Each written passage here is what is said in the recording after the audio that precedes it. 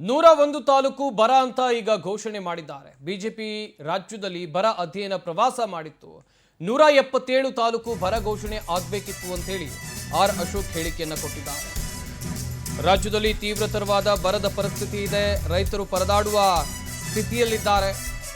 177 ತಾಲೂಕು ಬರ ಘೋಷಣೆ ಆಗಬೇಕಿತ್ತು ಅಂತ ಹೇಳಿ ಆರ್ ಅಶೋಕ್ ಹೇಳಿಕೆಯನ್ನು ಕೊಟ್ಟಿರೋದು.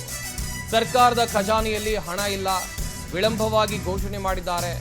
ಗ್ಯಾರಂಟಿ ಪಿಂಚಣಿ ಯಾವುದಕ್ಕೂ ಸರ್ಕಾರದಲ್ಲಿ ಹಣ ಇಲ್ಲ. ಒಂದು ಬೋರ್ವೆಲ್ ಕೊಡಿಸೋಕ್ಕೂ ಕೂಡ ಈ ಪರಿಹಾರ ಸಾಕಾಗೋದಿಲ್ಲ. ಶಾಸಕರ ನೇತೃತ್ವದಲ್ಲಿ ಬರಕ್ಕೆ ಟಾಸ್ಕ್ ಫೋರ್ಸ್ ಮಾಡಬೇಕಿತ್ತು. ಡಿಸಿ ಖಾತೆಗೆ ಹಣ ಹೋಗಿದ್ರೆ ಏನು ಮಾಡೋಕ್ಕೆ ಸಾಧ್ಯ ಇಲ್ಲ. ಬರಕ್ಕೆ ಕ್ರಮ ಏನು ಅಂತೇಳಿ ವಿವರಿಸಬೇಕು ಅಂತೇಳಿ ಆರ್ ಅಶೋಕ್ ಆಗ್ರಹವನ್ನ ಮಾಡಿದ್ದಾರೆ.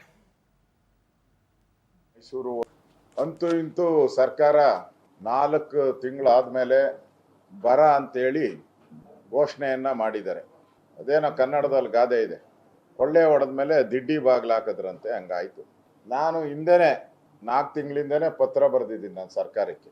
ಬರ ಬಂದಿದೆ, ಘೋಷಣೆ ಮಾಡಿ, ಎಷ್ಟು ತಾಲೂಕು ಅಂತೇಳಿ ನಾನು ಪತ್ರನೂ ಕೂಡ ಬರೆದಿದ್ದೀನಿ. ಪತ್ರನೂ ಕೂಡ ಮುಖ್ಯಮಂತ್ರಿಗೂ ಬರೆದಿದ್ದೀನಿ, ಕಂದಾಯ ಸಚಿವರಿಗೂ ಪತ್ರ ಬರೆದಿದ್ದೀನಿ, ಚೀಫ್ ಸೆಕ್ರೆಟರಿಗೂ. ಅಂದರೆ ಕೊಳ್ಳೆ ಹೊಡೆದ್ಮೇಲೆ ದಿಡ್ಡಿ ಬಾಗಿಲು ಹಾಕಿದ್ರು ಅಂತ. ಇವತ್ತು 89 ತಾಲೂಕುಗಳು ತೀವ್ರ, 12 ತಾಲೂಕುಗಳು ಕಡಿಮೆ ಬರ ಇದೆ ಅಂತೇಳಿ ಅನೌನ್ಸ್ ಮಾಡಿದ್ದಾರೆ. ಅಂದರೆ ನಾವು ಕೇಳಿದ್ದು, ನಾವೀಗಾಗಲೇ ನಾನು ಕೂಡ ಪ್ರವಾಸ ಮಾಡಿ ಬಂದಿದ್ದೀನಿ ಬರದ ಬಗ್ಗೆ.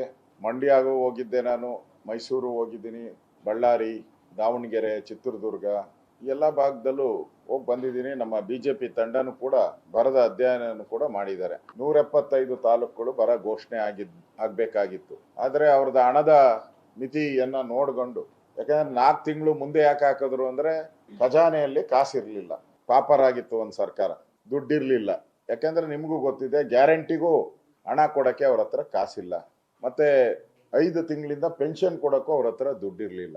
ಈ ಟೈಮಲ್ಲಿ ಬರ ಅಂತ ಘೋಷಣೆ ಮಾಡಿದ್ರೆ ಅದು ಕುಡಿಯೋ ನೀರಿಗೆ, ಬೋರ್ವೆಲ್ ಹಾಕುವಂಥದ್ಕೆ ಟಾಸ್ಕ್ ಫೋರ್ಸ್ ಮಾಡಬೇಕು, ಅದಕ್ಕೆ ಹಣ ಬಿಡುಗಡೆ ಮಾಡಬೇಕು ಅಂತ ಹೇಳಿ ಅವರು ಡಿಲೇ ಮಾಡಿದ್ದಾರೆ ಅಂತ ಅನ್ಸುತ್ತೆ. ಇವತ್ತಂತೂ ಇಂತೂ ಬರ ಘೋಷಣೆ ಮಾಡಿದ್ದಾರೆ.